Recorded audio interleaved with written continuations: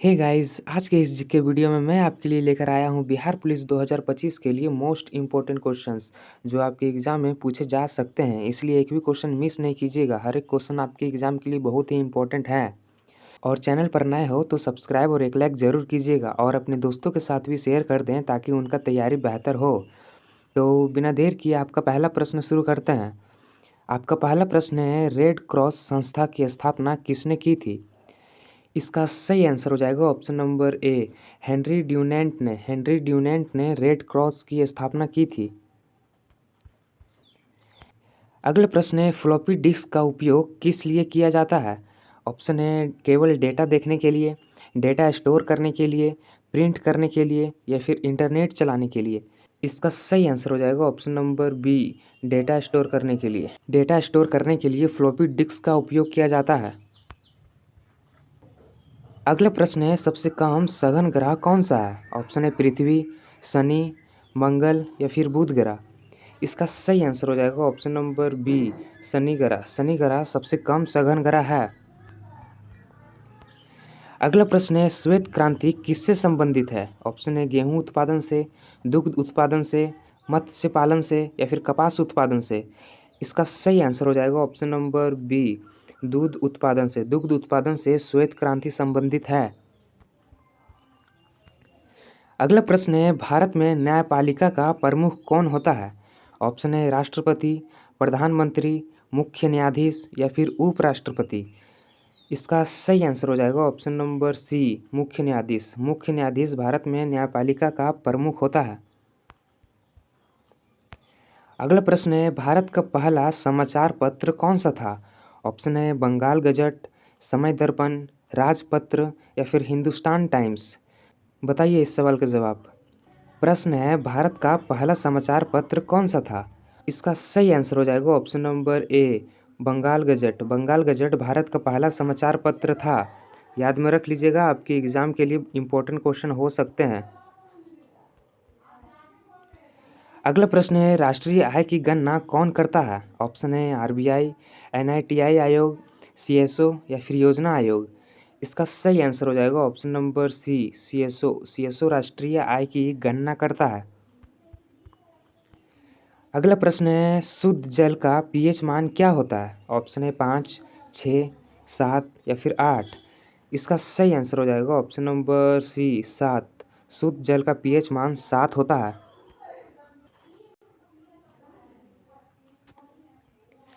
अगला प्रश्न है, भारत में सबसे पहले पंचायती राज कहाँ शुरू हुआ था?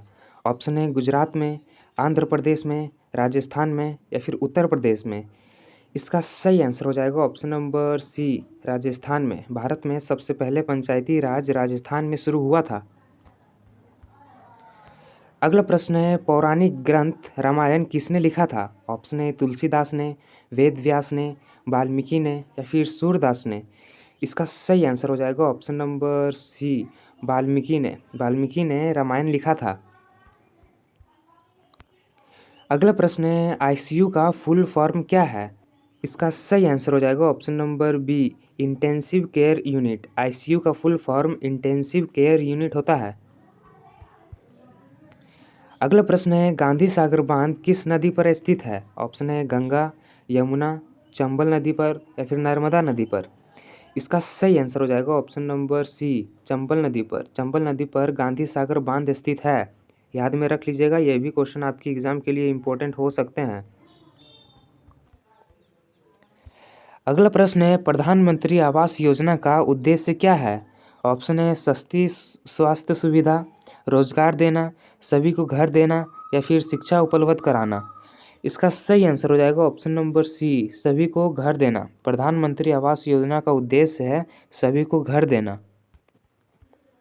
अगला प्रश्न है, कौन सी गैस रंगहीन, गंधहीन और विषैली होती है? ऑप्शन है CO, CO2, CH4 या फिर H2। इसका सही आंसर हो जाएगा ऑप्शन नंबर ए, CO। CO गैस रंगहीन, गंधहीन और विषैली होती है। अगला प्रश्न है, संविधान की 8वीं अनुसूची में कितनी भाषाएं शामिल है? ऑप्शन है 14, 18, 22 या फिर 25। इसका सही आंसर हो जाएगा ऑप्शन नंबर सी 22। संविधान की 8वीं अनुसूची में 22 भाषा शामिल है। अगला प्रश्न है, भारत की सबसे लंबी नदी कौन सी है? ऑप्शन है यमुना, गंगा, ब्रह्मपुत्र या फिर गोदावरी। इसका सही आंसर हो जाएगा option number B Ganga. Bharat की सबसे लंबी नदी गंगा है। अगला प्रश्न है, किस धातु का गलनांक सबसे अधिक होता है? ऑप्शन है सोना, टंगस्टन, चांदी या फिर लोहा। इसका सही आंसर हो जाएगा option number B tungsten. Tungsten धातु का गलनांक सबसे अधिक होता है। अगला प्रश्न है, भारत में इनकम टैक्स कौन वसूल करता है? ऑप्शन है राज्य सरकार, नगर पालिका, केंद्र सरकार या फिर पंचायत। इसका सही आंसर हो जाएगा ऑप्शन नंबर सी केंद्र सरकार। भारत में इनकम टैक्स केंद्र सरकार वसूल करता है।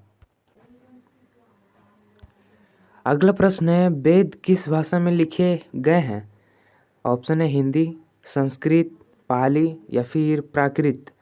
इसका सही आंसर हो जाएगा ऑप्शन नंबर बी संस्कृत भाषा में। वेद संस्कृत भाषा में लिखे गए हैं। अगला प्रश्न है, यूएनओ का मुख्यालय कहाँ स्थित है? इसका सही आंसर हो जाएगा ऑप्शन नंबर सी न्यूयॉर्क में। यूएनओ का मुख्यालय न्यूयॉर्क में स्थित है। अगला प्रश्न है, भारत की संसद कितने सदनों से मिलकर बनी होती है? ऑप्शन है 1, 2, 3 या फिर 4। इसका सही आंसर हो जाएगा ऑप्शन नंबर सी 3। भारत की संसद 3 सदनों से मिलकर बनी होती है। अगला प्रश्न है, हिंदी दिवस कब मनाया जाता है? इसका सही आंसर हो जाएगा ऑप्शन नंबर सी 14 सितंबर को। हिंदी दिवस 14 सितंबर को मनाया जाता है। अगला प्रश्न है, कोशिका का पावर हाउस किसे कहा जाता है? इसका सही आंसर हो जाएगा ऑप्शन नंबर बी माइटोकॉन्ड्रिया को। माइटोकॉन्ड्रिया को कोशिका का पावर हाउस कहा जाता है। अगला प्रश्न है, गुरु शिखर किस राज्य में स्थित है? इसका सही आंसर हो जाएगा ऑप्शन नंबर सी राजस्थान में। गुरु शिखर राजस्थान में स्थित है। अगला प्रश्न है, राष्ट्रीय विज्ञान दिवस कब मनाया जाता है? इसका सही आंसर हो जाएगा ऑप्शन नंबर ए 28 फरवरी को। राष्ट्रीय विज्ञान दिवस 28 फरवरी को मनाया जाता है। अगला प्रश्न है, किस राज्य की राजधानी ईटानगर है? ऑप्शन है सिक्किम, नागालैंड, अरुणाचल प्रदेश या फिर त्रिपुरा। इस सवाल का जवाब आप कमेंट में देकर बताइए। अगला प्रश्न है, शून्य की खोज किसने की थी? इसका सही आंसर हो जाएगा ऑप्शन नंबर बी आर्यभट्ट ने। आर्यभट्ट ने शून्य की खोज की थी। अगला प्रश्न है, चक्रवात का मापन किस यंत्र से होता है? इसका सही आंसर हो जाएगा ऑप्शन नंबर डी एनीमोमीटर से। चक्रवात का मापन एनीमोमीटर से होता है। अगला प्रश्न है, रेल मंत्रालय भारत सरकार के किस विभाग के अंतर्गत आता है? इसका सही आंसर हो जाएगा ऑप्शन नंबर सी स्वतंत्र मंत्रालय के अंतर्गत आता है। अगला प्रश्न है, शांति का नोबेल पुरस्कार किस शहर में दिया जाता है? इसका सही आंसर हो जाएगा ऑप्शन नंबर ए ओस्लो में। शांति का नोबेल पुरस्कार ओस्लो में दिया जाता है। अगला प्रश्न है, भारत में पंचायती राज प्रणाली की शुरुआत किस वर्ष हुई थी? ऑप्शन है 1947 को, 1950 को, 1959 को या फिर 1960 ईस्वी को। इसका सही आंसर हो जाएगा ऑप्शन नंबर सी 1959 ईस्वी को भारत में पंचायती राज प्रणाली की शुरुआत हुई थी। याद में रख लीजिएगा, आपके एग्जाम के लिए इम्पोर्टेंट क्वेश्चन हो सकते हैं।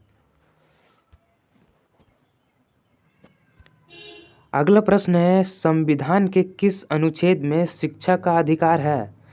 इसका सही आंसर हो जाएगा ऑप्शन नंबर बी अनुच्छेद 21A में शिक्षा का अधिकार है। अगला प्रश्न है, किस विटामिन की कमी से रतौंधी होती है? ऑप्शन है vitamin A, vitamin B, vitamin C या फिर विटामिन डी। इसका सही आंसर हो जाएगा option number A vitamin A की कमी से रतौंधी होती है। अगला प्रश्न है, द्रविड़ मुन्नेत्र कड़गम डीएमके किस राज्य की राजनीतिक पार्टी है?